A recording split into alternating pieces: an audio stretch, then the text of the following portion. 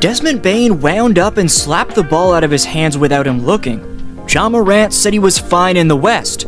Dillon Brooks called him old, said all he needed to do was force him left, and hit him below the belt, which were just a few of many questionable acts from DB and the Memphis Grizz to try and rattle LeBron Raymond James Sr. Stay tuned to find out exactly how King James responded, every bit of nonsense LeBron had to deal with from the Memphis jealous haters, plus how he responded most prominently on the court, but also off it on social media.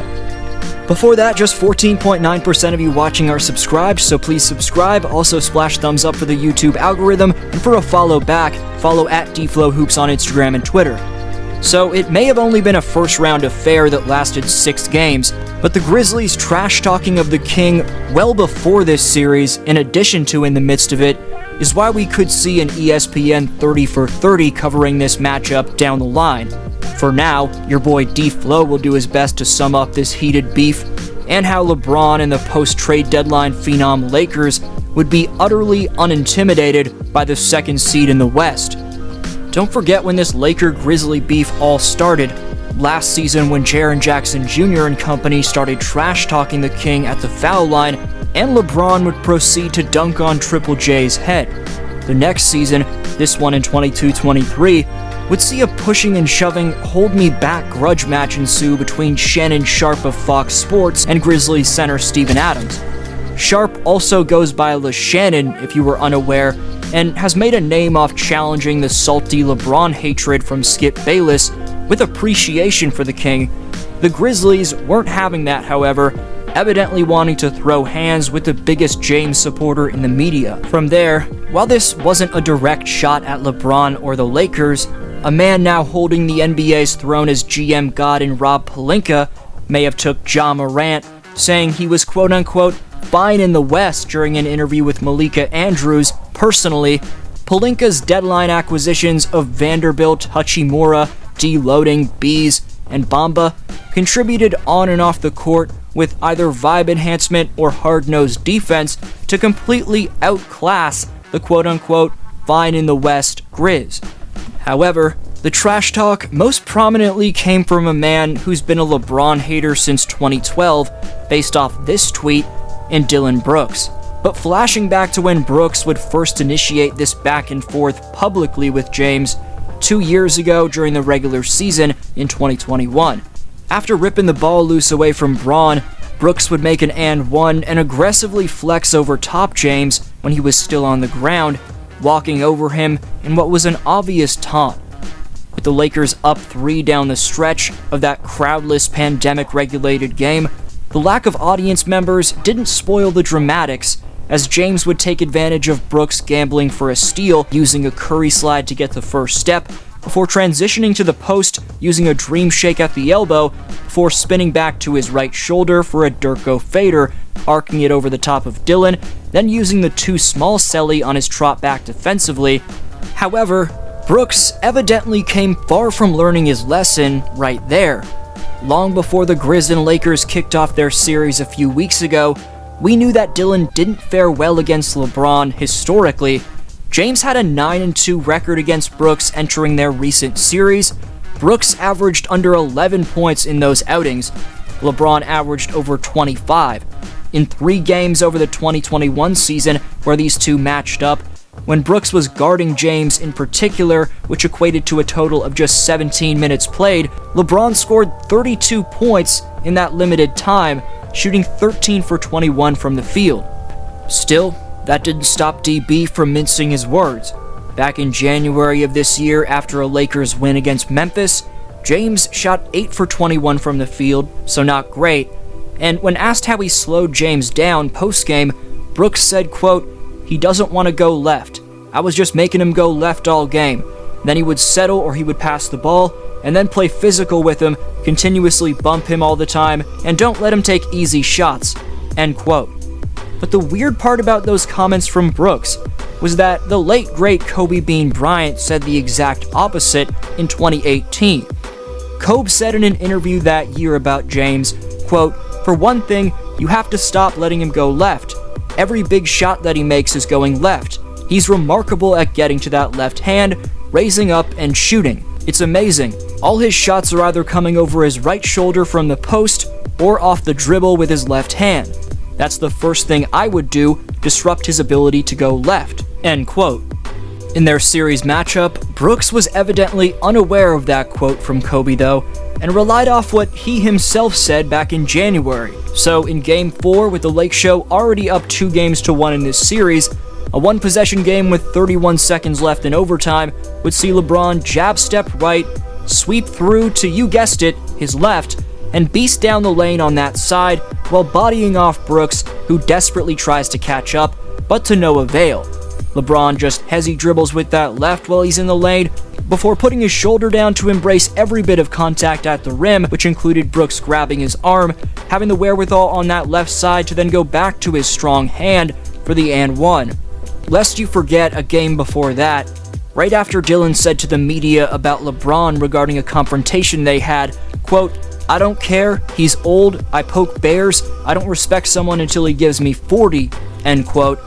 Brooks would come out in Game 3, an outing before that dramatic and one, by supposedly inadvertently smacking LeBron below the belt.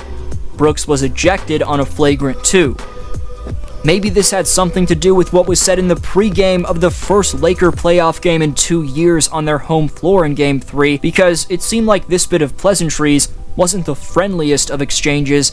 While James tried to focus on proving Brooks wrong for his disrespectful comments over the past half year by getting buckets, conversely, Dillon tried to live up to his name in a different sense by offering up an inexcusable nutcracker. Maybe the weakest part about this from my fellow Torontonian and Brooks, who I'm ashamed to admit I share a hometown with, by the way, is the fact that he evidently ducked the smoke after this series. First, he tried to claim the media is the one who strictly labels him as the villain, and it has nothing to do with how he acts, after of which, in 2K My Career-esque fashion, Brooks would skip his post-game press conferences twice in a row. Meanwhile, in a closeout Game 6, LeBron would rub in a Euro step with Austin Reeves. Bellhop tries to give me a Euro step, which is technically traveling. I break his ankle. Maybe teaching the world a greater lesson than what happens when you trash talk James. Austin Reeves is the truth.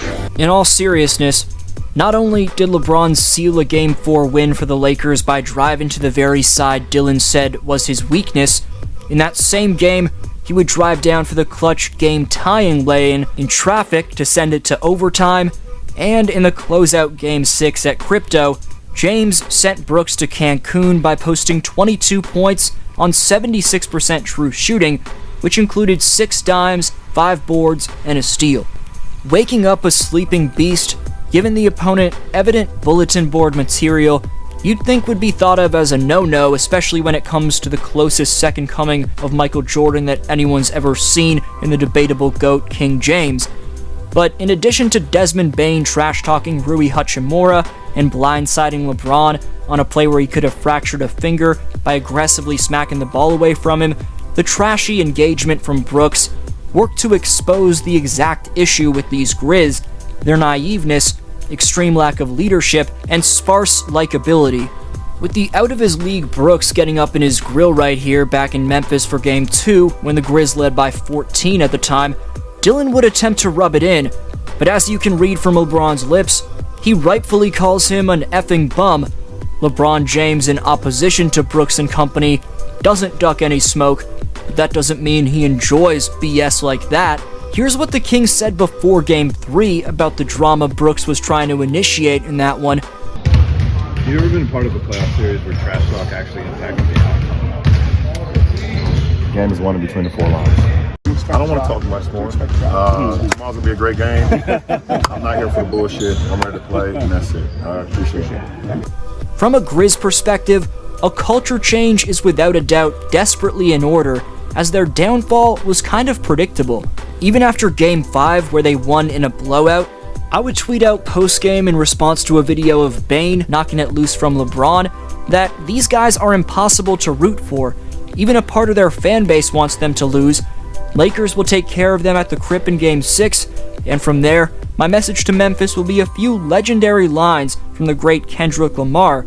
Sit down, be humble. LeBron, meanwhile, is already humble, as instead of throwing shade at Brooks in the aftermath of this series, he would give a shout out to his youngest son Bryce, who would evidently dominate an AAU game based off the clip, just like Bronny, who had a run-in with Stephen A. Smith, by the way. Bryce seems like he'll have a shot to be a pretty good NBA player as well. With LeBron's mentorship and genuineness in their corner, anything is possible. While James was classy in his post-game interview after advancing to round 2, he snuck up from behind on Brooks to get him back for the nut shot, tweeting for the first time in half a month by unleashing a monumental poem, which read, "Unlike you little inflammatory, I'm a grown-ass man, big shoes to fill, inflammatory. Grown-ass pants, probably hustled with your pops. Go ask your parents, it's apparent you're staring at a legend who put a few little inflammatory in they place before trying to eat without saying they grace before." Skip Bayless would give his take in response to that. Okay, it's my turn now. As a grown-ass man, I can tell you with certainty it's a parade inside my city. Yeah! All in all, as I spouted in a poem a few videos back in a new series I'm calling D-Flow Update back after Game 4 at Crypto, LeBron Raymond James Sr. is evidently him, and that's what happens when you approach a series with even the slightest bit of grim. I rest my case.